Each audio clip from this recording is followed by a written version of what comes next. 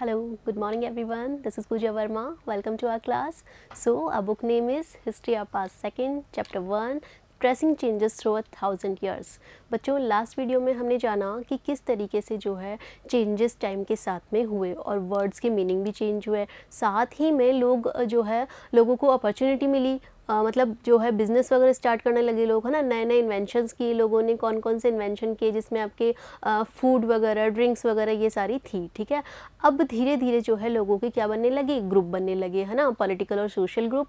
फिर अब आगे चल के किस तरीके से ये ग्रुप, इनमें से कौन से ग्रुप जो थे वो बहुत ज़्यादा क्या हुए, पावरफुल हुए, है ना, और कैसे उन्होंने पर्टिकुलर किसी एरिया पे रूल किया या फिर एक बड़ा एम्पायर खड़ा किया, तो वो सब हम इसमें देखने वाले हैं। So our topic is region and empire. Yes बच्चों, देखो अब जो ये ग्रुप्स थे वो किस तरीके से पावरफुल हुए, या फिर जो थे इन्होंने पर्टिकुलर एरिया पे रूल ना करके एक पूरे इंडिया पे आप कह सकते हो रूल किया। तो उनमें से कौन कौन से थे, see large states like those of the Cholas, Tughlaqs और मुगल्स। यस बच्चों, कौन कौन से हैं इनमें आपके, चोलास, तुगलक्स और Mughals encompassed many reasons। Yes बच्चों, देखो मैंने आपको लास्ट वीडियो में बताया था कि बहुत सारे क्या बन गए थे, ग्रुप्स बन गए थे, है ना। तो उनमें से जिनका ज़्यादा इन्फ्लुएंस रहा, है ना, उनमें से कौन से ग्रुप आए, कौन सी डायनेस्टी से वो बिलोंग कर रहे थे, चोलास, तुगलक्स और मुगल्स, ठीक है। ये बहुत सारे रीजन्स में रह रहे थे। अब रीजन से आप मतलब समझिए कि रीजन एक तो होता है एम्पायर, जो कि पूरे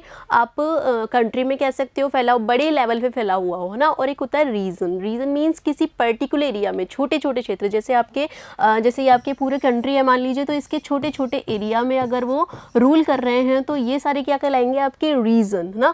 और अगर पूरे उसमें है, आपके पूरी कंट्री में है, तो उसे हम क्या बोलेंगे, एम्पायर, है ना, मतलब एक बड़े लेवल पे हो गया एम्पायर, ठीक है। एम्पायर का मीनिंग आप एक बड़े लेवल पे ले सकते हो और रीजन मतलब छोटे छोटे लेवल पे, ठीक है। तो ये जो चोलास, तुगलक्स और मुगल्स थे जो छोटे छोटे एरिया में ये आ गए थे, ठीक है। इसके बाद में देखिए संस्कृत प्रशस्ति प्रेसिंग द दिल्ली सुल्तान गियासुद्दीन बलबन। अब देखो पहली लाइन जो आई इसमें मैंने कुछ और बताया आपको, सेकंड लाइन में मैं कुछ और ही बता रही हूँ ना, तो ऐसे कंफ्यूज नहीं होना है कि मतलब ये अलग अलग क्या बता रहे हैं मैम, इस चैप्टर में चल क्या रहा है। बेसिकली बच्चों इस चैप्टर में हम पढ़ क्या रहे हैं कि हिस्ट्री में हम पढ़ेंगे क्या, मतलब हिस्ट्री हमें क्या क्या नॉलेज हमें देने वाली है, तो वो ये चैप्टर हमें बता रहा है कि बेसिकली हम क्या देखने वाले हैं कि आने वाले चैप्टर्स में, और है ना। तो आप एक छोटा छोटा पार्ट इसमें मतलब हमको दिया हुआ है, तो वही मैं आपको पढ़ा रही हूँ, समझ में आ रहा है। तो ऐसे कंफ्यूज नहीं होना है कि एक लाइन कुछ अलग ही जा रही है, दूसरी लाइन कुछ अलग ही जा रही है ना।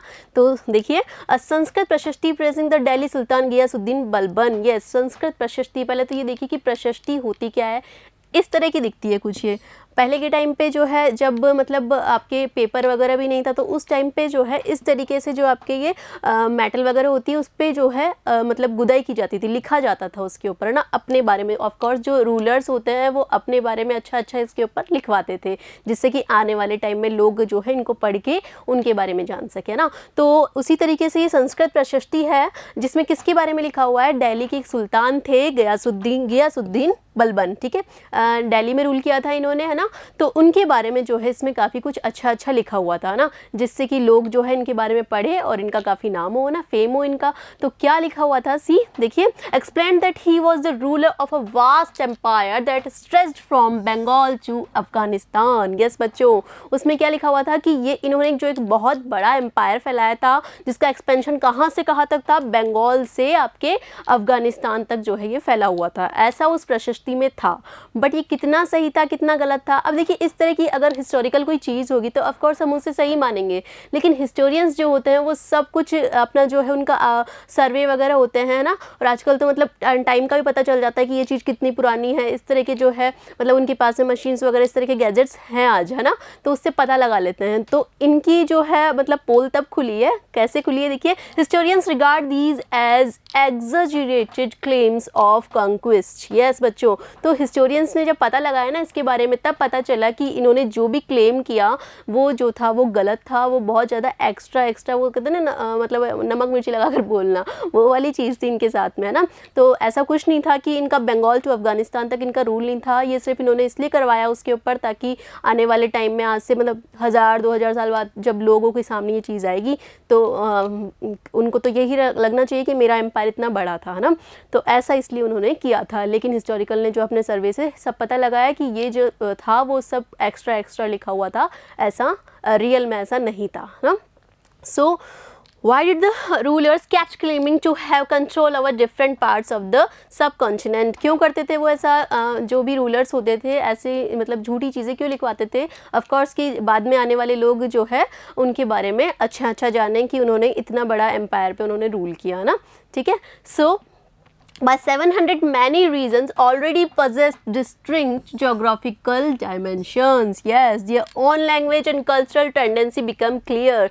Yes बच्चों कि 700 तक क्या हो गया था कि बहुत सारे ऐसे ग्रुप्स आ गए थे जो कि मतलब सोशल ग्रुप जो थे अलग अलग पार्ट में डिवाइड हो गए थे और एक तरीके से उन्होंने अपना एक एरिया डिसाइड कर लिया था, वो वहाँ रूल कर रहे थे, कुछ अलग जगह रूल कर रहे थे, है ना। तो एक छोटे एरिया में छोटे रीजन्स में वो बढ़ चुके थे, है ना। बहुत सारे लोग जो मतलब लोगों का ग्रुप था, उनकी खुद की लैंग्वेज थी, है ना, पर्टिकुलर। आप जैसे अभी अपने आसपास ही देखते हो आप, है ना, जैसे कि हम मान लीजिए जयपुर का एग्जांपल लेते हैं। जयपुर के पर्टिकुलर आप ईस्ट साइड जाते हो तो आपके जैसे ये ढूंढाड़ी लैंग्वेज लोकल जो है वो बोली जाती है ना, लेकिन आप किसी और एरिया में जाओगे तो वहाँ पे थोड़ा अगर सीकर टच में आ गया तो वहाँ पे शेखावाटी जो है लैंग्वेज आपको देखने को मिलेगी, है ना। तो ऐसे एरिया वाइज जो है वो डिफरेंसेस आ जाते हैं ना लैंग्वेज में। तो वो भी यहाँ भी वही हो रहा था कि अलग अलग जो ग्रुप्स थे, है ना, तो वो अलग अलग रीजन्स में क्या हो गए थे, डिवाइड हो गए थे और वहाँ पे उनकी खुद की लैंग्वेज थी, खुद के कल्चर थे, है ना। हमें भी तो देखने को मिलता है ना, जैसे कि हर आप एरिया में देखते हो कि कल्चर अलग हो जाता है थोड़ी डिस्टेंस के अंदर ना, लैंग्वेज अलग हो जाती है, तो वैसा ही यहाँ पर हो रहा था।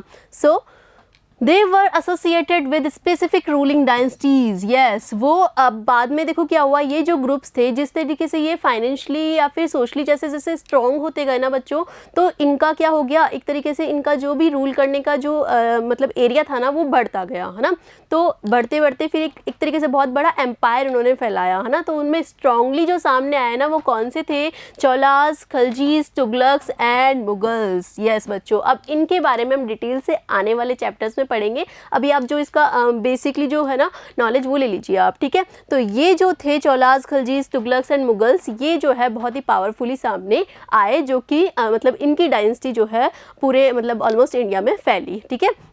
So they were able to build an empire that was pan-regional. देखो एक तो होता है रीजनल, है ना। रीजनल मीन्स आप पर्टिकुलर किसी एरिया में रूल कर रहे हैं, वहाँ पे आपका जो है मतलब साम्राज्य फैला हुआ है, तो उसे आप तो बोलेंगे रीजनल। लेकिन pan regional means vast area में, मीन्स बड़े स्तर पे, बड़े लेवल पे अगर रूल हो रहा है तो उसे हम कहेंगे पैन रीजनल, है ना। तो ये जो आपके मतलब ये जो डायनेस्टीज़ हुई, चोला, खलजीज, तुगलक्स एंड मुगल्स, इन्होंने जो है वास्ट एरिया में, वास्ट लेवल पे इन्होंने क्या किया, रूल किया, है ना, ठीक है। So not all these empires were equally stable और सक्सेसफुल। लेकिन वही है ना कि कोई अमर तो कोई होता नहीं है ना, कोई भी अगर मतलब कि बहुत ज़्यादा ऊपर अगर जा रहा है तो उसमें डाउनफॉल भी होता ही होता है। अब किसी भी चीज़ का एग्जाम्पल ले लीजिए आप, है ना, कि हमेशा सिचुएशन एक जैसी नहीं रहती है, हम भी हमेशा एक जैसे नहीं रहते हैं ना, अप्स एंड डाउन्स चलते रहते हैं, है ना, तो ऐसा नहीं होता है। सो तो यही कि बताना चाह रही हूँ मैं आपको। तो ये जो भी एम्परर्स हुए, जो भी डायनेस्टीज़ हुई, वो बहुत लॉन्ग टाइम तक नहीं चली,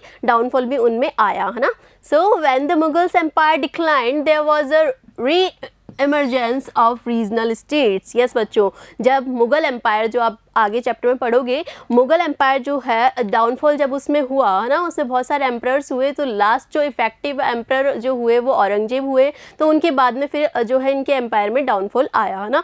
तो उस वक्त क्या हुआ, देयर वाज री emergence of regional states. Yes, जैसे मतलब मैंने आपको बताया कि आपके जो ये पैन रीजनल हुआ, मतलब कि एक बड़े लेवल पे एम्पायर चला, है ना। तो जब वो धीरे धीरे क्या होने लगा, उसके अंदर डाउनफॉल होने लगा, तो वो जो छोटे स्तर, छोटे लेवल पे जो चल रहे थे ना आपके ग्रुप्स जो चल रहे थे ना, वो वापस क्या हो गए, वो वापस अपना जो मतलब वापस उन पर हावी हो जाते हैं वो, है ना, ठीक है, री इमर्जेंस हो जाता है उनका। So but years of imperial pan regional rule had altered the character of the regions. How? Yes बच्चों, तो यहाँ पे मैं आपको बता रही हूँ कि जो रीजनल स्टेट्स है वो वापस हावी हो जाते हैं, लेकिन जो पैन रीजनल उस वक्त चल रहा था, जो बड़े लेवल पे जो एम्पायर चल रहा था, उसके इफ़ेक्ट बाद में भी देखने को मिलते हैं। कैसे?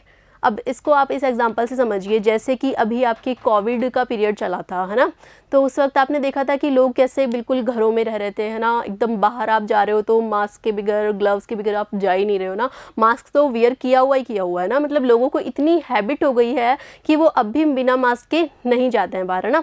तो और हैंड वॉश करने की, बार बार हैंड वॉश करना है, तो ये सब चीज़ें हमारी क्या हो गई, हैबिट में आ गई थी, है ना। तो मैं आपको ये बताना चाह रही हूँ कि जो पैन रीजनल जो उस वक्त चल रहा था, मतलब एक बड़े लेवल पे जो एम्पायर था ना, वो ख़त्म हो जाने के बाद भी जो छोटे छोटे लेवल पे जो लोग रूल कर रहे थे ना, तो उन पर भी उसका इफेक्ट बाद में भी देखने को मिला, है ना। जैसे कि कोविड का इफेक्ट अभी भी हमें देखने को मिलता है, हम जो है मास्क की हमें मतलब आदत हो चुकी है ना, हैंड वॉश की बार बार करने की आदत हो चुकी है, तो ये चीज़ें जो है इफेक्ट जो है वो देखने को मिला। So how except to style of ruling, the management of the economy, allied cultures and language was infused in regional kingdom. Yes बच्चों, तो क्या था, मतलब कि उनकी जो लैंग्वेज ले लो या कल्चर या जो भी उनकी जो भी टेंडेंसी थी, वो सब देखने को इसमें मिल रही थी, है ना। जो छोटे लेवल पे जो चल रहे थे ना, जो भी एम्पायर चल रहे थे, तो उनका जो है उन पे इफेक्ट पूरा देखने को मिला। तो कहने का मतलब है कि वो जो बड़ा एम्पायर था, उसका इफेक्ट बाद में भी लोगों के ऊपर देखने को मिला। ठीक है बच्चों, किस तरीके से जो है रीजन भी चल रहे थे, मतलब छोटे छोटे क्षेत्र भी चल रहे थे और बड़ा एम्पायर भी चल रहा था ना। बाद में बड़े एम्पायर के ख़त्म हो जाने के बाद भी उनका इफेक्ट जो है वो छोटे क्षेत्रों पे देखने को मिला। अब देखते हैं कि आगे आपके एक अमीर खुसरो जो हैं, वो एक बहुत ही फेमस पोइट हुए हैं ना, सिंगर है ये, बहुत ही फेमस। इनकी जो है आपने इनका गाना भी सुना होगा, कश्मीर को लेकर इन्होंने लिखा हुआ है ना। तो देखिए उनके बारे में, languages and region. Yes, in 1318 the poet Amir Khusro noted that there was a different language in every region of this land. Yes, Amir Khusro जो थे एक बहुत ही शानदार पोइट थे, है ना। कभी इनके आप सुनना, इनकी मतलब ये शायरी भी लिखते हैं ना, तो बहुत ही अच्छे ये जो है सिंगर भी रहे हैं ना। तो इन्होंने, इनकी ख़ास बात ये थी कि ये जो है यहाँ से तो थे नहीं, इंडिया से, है ना, तो फिर भी इन्होंने जो है हिंदी का यूज़ किया था ना अपनी शायरियों के अंदर। हिंदी में बहुत सारी शायरियाँ इन्होंने लिखी है ना। तो 1318 में जो है इन्होंने, अमीर खुसरो ने क्या देखा यहाँ पर जो है इंडिया में, जब ये आए तो इन्होंने बहुत सारी लैंग्वेजेस देखी। तो इन्होंने क्या नोट किया, different language in every region of this land. Yes, अलग अलग रीजन में जो है अलग अलग लैंग्वेज इन्होंने देखी। कौन कौन सी देखी? सिंधी, लाहौरी, कश्मीरी, तेलंगानी, आंध्र प्रदेश में। यस, आप देख सकते हो कि तेलंगानी जो है वो कहाँ बोली जाती थी, आंध्र प्रदेश में। ये उस टाइम की बात हो रही है जब ये यहाँ पर आए थे ना, प्रेजेंट की बात नहीं हो रही है। सो इन्होंने क्या देखा, कहीं पे बोली जा रही है सिंधी, कहीं पे लाहौरी, कहीं पे कश्मीरी, तेलंगानी बोली जा रही है आपके आंध्र प्रदेश में, गुजरी आपकी बोली जा रही थी गुजरात में, एंड माबारी बोली जा रही है तमिलनाडु में। ठीक है, और तमिलनाडु में अब प्रेजेंट में देखो इनका जो है कुछ चेंजेस आए हैं इनमें, जैसे कि आपके माबारी जो है तमिलनाडु में बोली जाती थी, लेकिन अब इसको बोला जाता है तमिल। तमिलनाडु में तमिल लैंग्वेज चलती है ना, हाँ। सो गौरी बोली जाती है आपके बंगाल में, उस वक्त की बात है ये। बंगाल में कौन सी लैंग्वेज थी? गौरी, जबकि अभी बंगाल में कौन सी लैंग्वेज है? बंगाली उसको बोलते हैं ना, बंगाली। अवधी आपके ईस्टर्न उत्तर प्रदेश में, और हिंदावी आपके दिल्ली के आसपास वाले एरिया में, अभी इसको हिंदी बोलते हैं ना। तो इन्होंने देखा कि यहाँ पे जो है एरिया वाइज बहुत सारी लैंग्वेजेस बोली जा रही थी। तो ये सारी लैंग्वेजेस इन्होंने बताई। किसने बताई? अमीर खुसरो ने, है ना, जो कि बहुत अच्छे पोइट और सिंगर थे। सो he also explained that Sanskrit language did not belong to any region. Yes, इन्होंने इसी के साथ में क्या देखा कि अलग अलग एरिया में ये सारी लैंग्वेजेस बोली जा रही थी, लेकिन एक लैंग्वेज थी जो किसी पर्टिकुलर रीजन से, पर्टिकुलर एरिया से बिलोंग नहीं करती थी। तो वो कौन सी लैंग्वेज थी? संस्कृत। यस, क्यों नहीं करती थी? क्योंकि इन्होंने देखा, आपने देखा मतलब आपने सुना होगा कि जो ये आपके जो ये हॉली बुक्स है ना, धार्मिक किताबें हैं आपकी, ये किस में लिखी हुई है? आपके रामायण वगैरह है संस्कृत में। क्यों लिखी हुई है संस्कृत में? अभी पता चल जाएगा। देखिए, it was an old language, common people do not know it, only the Brahmins do. Yes, जो कॉमन लोग थे, है ना, नॉर्मल लोग थे, उनको तो इस लैंग्वेज के बारे में कोई नॉलेज नहीं थी, लेकिन सिर्फ पर्टिकुलर एक कास्ट को, कौन सी? ब्राह्मण्स को इसकी नॉलेज थी। तो आपने देखा होगा कि उस टाइम पे जो है संस्कृत जो है ब्राह्मण्स को ही आती थी, है ना, और पढ़ते लिखते भी वही थे, है ना। तो जो है उनका इन्फ्लुएंस जो है वो सोसाइटी पर देखने को उस टाइम पे मिलता था, है ना। तो इसलिए इन्होंने बताया कि जो संस्कृत लैंग्वेज है वो पर्टिकुलर किसी एक एरिया से बिलोंग नहीं करती थी। आप इंडिया में कहीं भी चले जाओ जहाँ पे आपको ब्राह्मण्स वगैरह दिखेंगे, वहाँ पर ये लैंग्वेज वो पढ़ रहे थे और पढ़ा रहे थे, है ना। So did you notice that the names by which language are known have changed over time? Yes बच्चों, जो मैंने अभी लैंग्वेजेस आपको बताई, जब अमीर खुसरो यहाँ पर आए, है ना, तो उन्होंने देखा कि अलग अलग एरिया में जो है अलग अलग लैंग्वेज चल रही थी। तो आपने नोटिस किया कि कौन सी लैंग्वेज जो है टाइम के साथ में चेंज हुई है, बताई थी मैंने आपको, देख लीजिए दोबारा। आपके तेलंगानी जो है वो आंध्र प्रदेश में बोली जा रही थी, है ना, और गुजरी जो है वो गुजरात में बोली जा रही थी, और महाबारी आपके तमिलनाडु में। तो देखो आप तमिलनाडु में जो बोली जा रही है ना महाबारी, इसमें चेंज हुआ है, अभी कौन सी हो गई है, ये तमिल हो गई है ना। और गौरी बंगाल में है आपके, है ना, तो अभी बंगाल में कौन सी हो गई है, बंगाली, है ना, ठीक है। अवधी जो है ईस्टर्न उत्तर प्रदेश में है, अवध भाषा जो यूपी वाली है ना, और हिंदावी दिल्ली के आसपास वाले एरिया में जो कि अब हिंदी है। मतलब टाइम के साथ में कुछ कुछ लैंग्वेजेस में क्या हुआ है, चेंज आया है, मतलब कि इसको नाम चेंज हो गया है इनका, पहले इनको कुछ और बोला जाता था, अभी जो है कुछ और बोला जा रहा है ना। ठीक है बच्चों, तो इस तरीके से जो है मतलब हिस्ट्री में टोटली हम देखेंगे कि धीरे धीरे जो है छोटे छोटे क्षेत्र जो है वो बड़े लेवल पे किस तरीके से वो अपना एम्पायर फैलाते हैं ना। तो ये सारी चीज़ें इसके अंदर हो गई है। अभी देखो आगे जो है, अब इसको हम बड़े लेवल पे पढ़ेंगे। जैसे मैं आपको बता रही हूँ ना कि ये छोटे छोटे आपके एम्पायर जो थे फैले हुए थे ना, तो वो उनको हम डिटेल से आने वाले चैप्टर्स में पढ़ेंगे। ठीक है, so thank you so much.